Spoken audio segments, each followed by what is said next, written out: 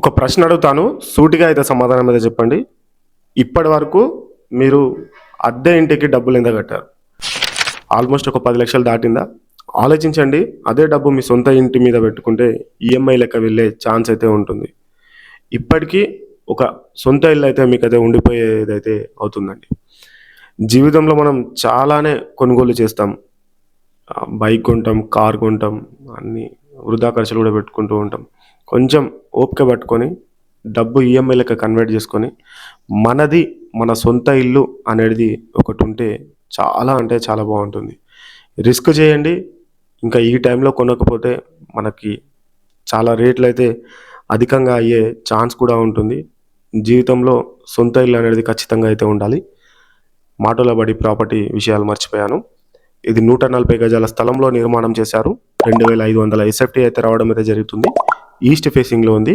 1,55,00,000 ధర చెప్తూ ఉన్నారు. ఇది మొత్తం కూడా మనకి యాప్రాల్ ఏరియా కౌకూర్లో అవైలబుల్గా ఉంది. మనకి సికింద్రాబాద్ రైల్వే స్టేషన్కి ఒక 25 కిలోమీటర్లు ఉంటుంది. పూర్తి వివరాల కొరకు స్క్రీన్ పైన కనిపిస్తున్న నెంబర్కి అయితే కాల్ అయితే చేయండి.